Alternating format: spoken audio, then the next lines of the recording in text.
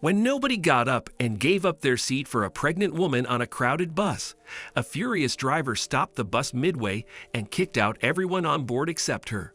The next day, he was called to the bus depot with a life-changing piece of news. Before we continue, please take some time to subscribe to Daily Dose, like, and share this video with your friends. It might brighten their day and inspire them to do good. Also keep watching because an important lesson awaits at the end of the video. Can you imagine being pregnant and on public transport with passengers who refuse to give up their seats for you? Well, it happened to Emily Robson during her third trimester on a bus ride to her office. When the 29-year-old Milwaukee native boarded a busy bus, she heaved a sigh of relief as she spotted an empty seat. But here came the twist. A young man pushed his way to that seat, claiming it was his and already taken.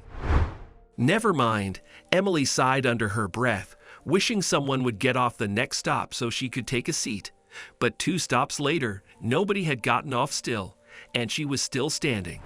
Emily's car was at the garage for service, so she had to take this bus to attend an important meeting a little further away from the city. Although she was on maternal leave, she had to be there for the event to submit an important presentation and couldn't afford to miss it. Poor Emily, who was already carrying a bag, struggled to keep her balance.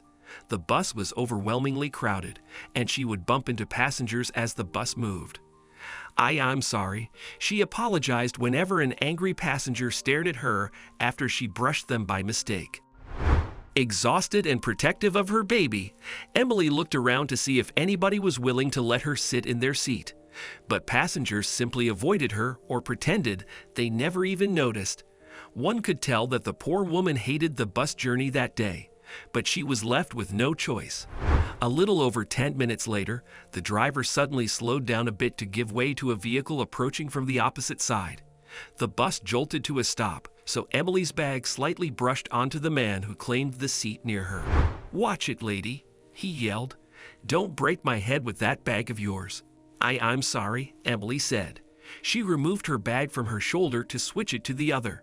But the bus suddenly moved, and her bag accidentally hit the man's head again.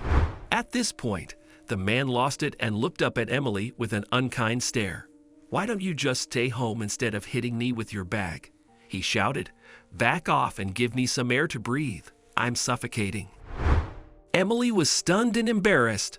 She looked around, but no one came to her defense. Instead, they grinned and even laughed at the incident. Suddenly, the bus slowed down to a complete halt on the roadside, much to everyone's shock. "What's going on there?"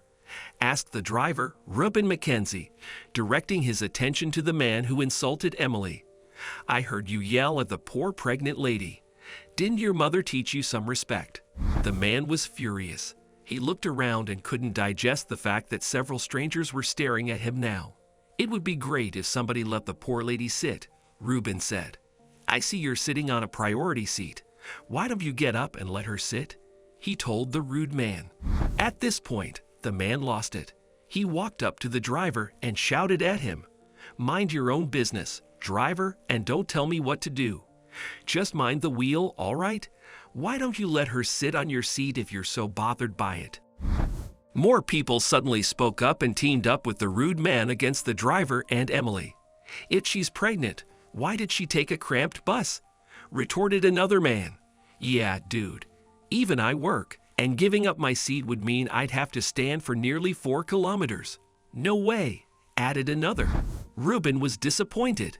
He looked at how exhausted and worried Emily was, but he could do nothing to convince the passengers to let her sit. Then he thought of an idea. He turned on the ignition and started driving. The passengers on board sighed when the bus finally moved again, ignoring poor Emily altogether. Around 5 minutes later, the bus slowed down and pulled over at the next stop. Reuben turned back and saw that nobody was getting down. The passengers looked at him, waiting for him to restart the bus. But instead of doing that, Reuben turned off the ignition and got down from the bus, much to their shock. "That's enough. Everybody, get out of the bus," the driver yelled. "All of you, get out right now. Lady, that doesn't apply to you." "What you mean get out?" The passengers fumed. "We paid for the tickets. This bus isn't going further. Get out. I'm not driving until all of you step out, Reuben yelled. You can board the next bus. Next bus? You will be fired for doing this to us, the rude man shouted. I don't care. My mom taught me manners and to be kind to people, Reuben retorted. She also taught me to put people in their place. So get out, or I'll grab you by your shirt and throw you out. Left with no choice, the passengers got down one by one, except Emily. She stayed behind, waiting for what Reuben would do next. Miss, please hold on. The driver waved at her. I'll be right back. Please sit down. Around 5 minutes later, Reuben returned with a bouquet in his hand. Here, these are for you. I'm sorry for all the trouble you had to endure. Please tell me your destination, and I'll drop you there. The bus is all yours. Emily was astonished. She couldn't believe the kind driver would risk his job supporting her. For the next hour, she enjoyed her ride peacefully, talking and laughing with the driver. While Reuben was pleased with what he did, he was called to the bus depot the next day. He anticipated having to give up his uniform and walk out, but then something else happened that moved the kind driver to tears. Mr. Mackenzie, did you drop passengers midway to take a stand for a pregnant woman? The regional head of the concerned bus depot asked the driver. What made you risk your job for a stranger? Well, yes, I did. I couldn't stand them ignoring that pregnant woman. On top of that, they were rude to her, so I had to step up, Reuben said. Do you know that could get you fired? I know, but it could have been anyone instead of her. It could have been my wife, sister, or even daughter. And I cannot stand them being insulted or ridiculed in public, Reuben added.